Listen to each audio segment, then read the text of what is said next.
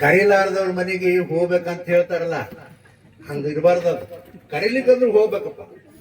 Wait ಮಾಡ್ತಾರ, ನೀ ಯಾಕೆ ಬಂದೆ ಹೊರಗೆ ಹಾಕ್ತಾರ ಯಶವಂತರಾಯಗೌಡ್ರು, ಹಾಕಂಗಿಲ್ಲ.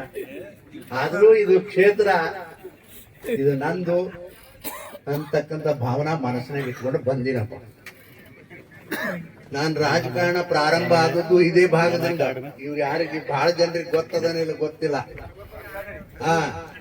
ಇಲ್ಲಿ ನಾನು ಮೊಟ್ಟ ಮೊದಲು 77-78ರಲ್ಲಿ ತಾಲೂಕು ಬೋರ್ಡಿನ ಸದಸ್ಯನಾಗ, ಅದು ಜನರಲ್ ಆಗ, ಎಲ್ಲಾ ಗೌಡ್ರು ಜನರಲ್ ಆಗ ನಾನು ಓಟ್ ಹಾಕಿ ಈ ಭಾಗದಾಗ ನನ್ನನ್ನು ಆರಿಸ್ತಂದ್ರಪ್ಪ. ನಿಮ್ಮೆಲ್ಲರಿಗೂ ನನ್ನ ಅಭಿನಂದನೆಯನ್ನ ಈ ಸಂದರ್ಭದಲ್ಲಿ ಹೇಳ್ತಾ,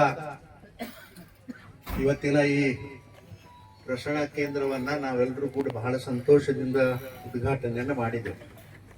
ಇದೆಲ್ಲವೂ ಕೂಡ ರೈತರಿಗೆ ಅನುಕೂಲ ಆಗ್ತಕ್ಕಂಥ ಕೆಲಸ ನಿಮ್ಮ ಶಾಸಕರು ಅಧಿಕಾರಿಗಳು ಕೂಡ ಮಾಡ್ಯಾರ ಅಂತೇಳಿ ಬಹಳ ಸಂತೋಷದಿಂದ ಈ ಸಂದರ್ಭದಲ್ಲಿ ಹೇಳಿ, ನಾನು ಕೂಡ ಒಬ್ಬ ರಾಜಕಾರಣಿ ಆಗಿ ನಾನೇನು ಸುಮ್ ಕೂತಿಲ್ಲಪ್ಪ.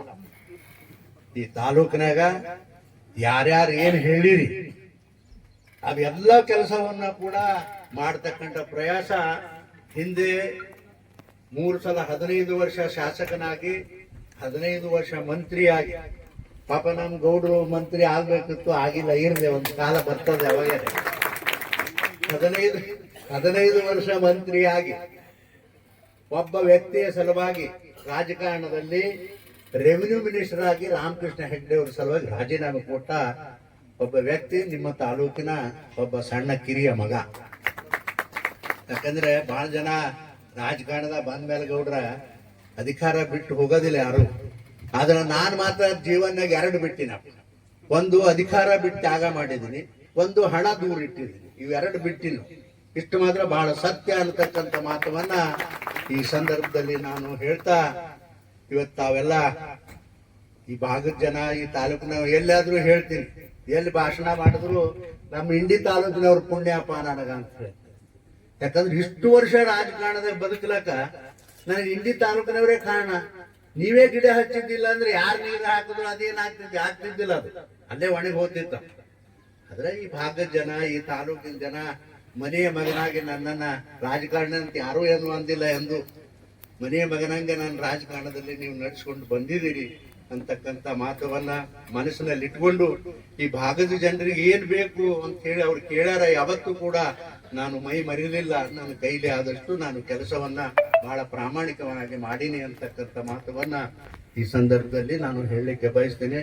ಯಶವಂತರಾಯಗೌಡ್ರೆ, ಈಗ ಒಂದು ನಾನು ಕಂಡುಕೊಂಡದ್ದು ಸಿಂದಗಿ ಮತ್ತು ಇಂಡಿ ತಾಲೂಕಿನಲ್ಲಿ ಈ ಕೆನಾಲ್ಗಳು ಏನ್ ಮಾಡ್ಯಾರಲ್ಲ, ಭಯಂಕರ ಹಿಂದ ಆದದ್ದು 25-30 ವರ್ಷದಿಂದ. ಯಾರು ಹೊಲಕ್ಕೂ ಅವು ನೀರು ಹೋಗೋದಿಲ್ಲ.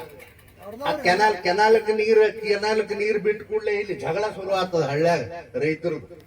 ನಮ್ಮ ಅದು ಆಯ್ತು ಇದು ಆಯ್ತು ಶುರು ಮಾಡಿ ಆ ಕೆನಾಲ್ಗಳಿಗೆ ನೀರೇ ಹೋಗೋದಿಲ್ಲ. ಬಹಳ ಕಡೆ ಇದು ತೊಂದರೆಗಳು ಅನುಭವಿಸಿದ ಮೇಲೆ ಗೌಡ್ರ, ನಾನು ಏನೋ ಪ್ರಯತ್ನ ಮಾಡಿ ಆಫೀಸರ್ಗಳಿಗೆ 2025 ಕೋಟಿ ರೂಪಾಯಿ ಯೋಜನೆ 2 ತಾಲೂಕು ಸಲುವಾಗಿ ಮಾಡುತ್ತೇವೆ.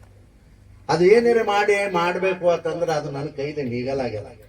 ತಾವು ಶಾಸಕರಾಗಿರಿ, ನಿಮಗೂ ನಾವು ನೀವಿಬ್ಬರು ಕೂಡಿ ಇಬ್ರು ಶಕ್ತಿ ಉಪಯೋಗ ಮಾಡಿ ಪ್ರಯಾಸ ಮಾಡೋಣ. ಏನ್ ಪ್ರಯತ್ನ ಮಾಡೋದಪ್ಪ, ಎಲ್ಲ ನಮ್ಮ ಕೆಲಸ ಆತವತ್ ನಾವು ಹೇಳ್ತೇವೆ. ಇಬ್ರು ಕೂಡ ಪ್ರಯತ್ನ ಮಾಡೋದು. ಆದ್ರ ಆಗಿರ್ತದ, ಆಗಿಲ್ಲ ಅಂದ್ರೆ ನೋಡ್ರಪ್ಪ ಆಗಿಲ್ಲ ಅಂತ ನಮ್ಮ ರೈತರಿಗೆ ಹೇಳೋಣ ಅಂತಕ್ಕಂಥ ಒಂದು ವಿನಂತಿಯನ್ನು ಈ ಸಂದರ್ಭದಲ್ಲಿ ನಾನು ಮಾಡಿಕೊಂಡು, ನಾನು ತುಂಬಾ ನಿಮ್ಮ ಬಗ್ಗೆ, ನಮ್ಮ ಭಾಗದ ಜನರ ಬಗ್ಗೆ ತುಂಬಾ ನನಗೆ ಗೌರವ ಇದೆ. ಆದ್ರೆ ತಾವು ಕೂಡ ಅಷ್ಟೇ ಒಂದು ಅಭಿಮಾನವನ್ನು ಇಟ್ಕೊಂಡು ನೀವು ನನಗೆ ಸಹಕಾರ ಮಾಡಿದ್ದೀರಿ. ಅದನ್ನ ಇನ್ನೊಂದ್ಸಲ ಮಾತಾಡೋಣ. ನಾವು ಮತ್ತು ನಮ್ಮ ಗೌಡರಿದ್ದಾಗ ಒಂದೇ ವೇದಿಕೆಯಲ್ಲಿ ಸರ್ಕಾರಿ ಕಾರ್ಯಕ್ರಮ ಇನ್ನೊಂದ್ಸಲ ಯಾವಾಗ ಮಾತಾಡೋಣ ಅಂತಕ್ಕಂಥ ಮಾತವನ್ನ ಬಹಳ ಸ್ಪಷ್ಟವಾಗಿ ಈ ಸಂದರ್ಭದಲ್ಲಿ ಹೇಳಿ, ಬಹಳ ಜನರ ತಲೆಗೆ ಏನಿರ್ತದ, ಇವನೊಬ್ಬ ಅವ್ರು ಕಾಂಗ್ರೆಸ್ನವ್ರು ಅದರ, ಬಿಜೆಪಿ ಅವರು ಹೊಡೆದಾಡ್ತಾರೆ ನಾವೆಂದು ಹೊಡೆದಾಡೋದು. ಜಿಲ್ಲಾದಾಗ 8 ಮಂದಿ ಅವ್ರು MLA ಇದ್ರು, ಒಬ್ಬ MLA ಜೋಡನೆ ಹೊಡೆದಾಡೋದಿಲ್ಲ. ಯಾಕಂದ್ರೆ ಅವ್ನ ಜೋಡಿ ಹೊಡೆದಾಡ್ಲಕ್ ಹೋಗ ನಮ್ಮ ಜನರಿಗೆ ತೊಂದರೆ ಆಗ್ಬಿಡ್ತದ. ಅವ ಅಪ್ಪ ಇವ ಅಪ್ಪ ಅಂತಾರಪ್ಪ. ಅದಕ್ಕಾಗಿ ನಾ ಒಟ್ಟೆ ಯಾರ ಜೋಡಿದ್ರು ಜಗಳ ಮಾಡಾಗಲ್ಲ. ನನ್ನ ಮಂದಿ ಕೆಲಸ ಮಾಡೋದು ಮಾತ್ರ ಮಾಡಿಸ್ಲಕ್ ಹಚ್ತೀನಿ ಅಂತಕ್ಕಂಥ ಮಾತವನ್ನು ಈ ಸಂದರ್ಭದಲ್ಲಿ ಹೇಳಿ, ಇವತ್ತು ಏನು ಇದು ವಿದ್ಯುತ್ ಪ್ರಸರಣ ಕೇಂದ್ರವನ್ನ ಉದ್ಘಾಟನೆ ಮಾಡಿದೆವು. ನಮ್ಮ ಬಟ್ಟಾಳ ಸಾಹೇಬರು ಬಹಳ ಚೆನ್ನಾಗಿ ಬಹಳ ಉದ್ದಾಗಿ ಸವಿಸ್ತಾರವಾಗಿ ನಿಮ್ಗೆಲ್ಲ ಕಲ್ಪನೆ ಕೊಟ್ಟಾರ ಅಂತೇಳಿ ನಾನು ಭಾವಿಸ್ಕೊಂಡಿನಿ. ಇಷ್ಟೇ. ಆದ್ರೆ ಎಲ್ಲರಿಗೂ ಜಮೀನು ಇರ್ತಾವ್ರಿ ಸಾಹೇಬ್ರ, ಕೂಡ ಮನಸ್ಸು ಇರಂಗಿಲ್ಲ. ನೋಡ್ರಿ, ಈಗ ಯಾವ ಊರಾಗಿರ ತಿಪ್ಪಿ ಅದಾವೇನು ಹೇಳ್ರಿ ನೋಡೋಣ. ತಿಪ್ಪಿ ಒಂದು ಅರ್ಧ ಜಾಗ ಕೂಡ್ರಪ್ಪ ಅಂದ್ರೆ ಯಾರು ಕೂಡಲ್ಲ. ಅವತ್ತು ಇಂಥ ಕಾಲಮಾನ ಬಂದದ ಇವತ್ತು. ಅದಕ್ಕಾಗಿ ಪುಣ್ಯಾತ್ಮ ಅವರು ನಮ್ಮ ವಾಲಿಕಾರ್ ಸಾಹೇಬ್ರು ಜಾಗ ಈ ಒಂದು ಪ್ರಸಾರ ಕೇಂದ್ರಕ್ಕೆ ಕೊಟ್ಟಾರ. ಅವ್ರಿಗೂ ಕೂಡ ಅಭಿನಂದನೆ ಈ ಸಂದರ್ಭದಲ್ಲಿ ಹೇಳ್ತಾ, ನನಗೆ ನಮ್ಮ ಗೊಟ್ಟಾಳ ಸಾಹೇಬ್ರು ಹೇಳ್ಯಾರ ಬಹಳ ಉದ್ದಾಗೆ ಮಾತಾಡಬೇಡಪ್ಪ ಅಂತ ಹೇಳಿ ನನ್ನ ಭಾಷಣ ಇಲ್ಲಿಗೆ ಮುಗಿಸ್ತೀನಿ. ಮತ್ತೆ ನೀವು ಯಾವಾಗ ಕರಿತೀರಿ ಅವಾಗ ಬರ್ತೀನಪ್ಪ. ನಮಸ್ಕಾರ.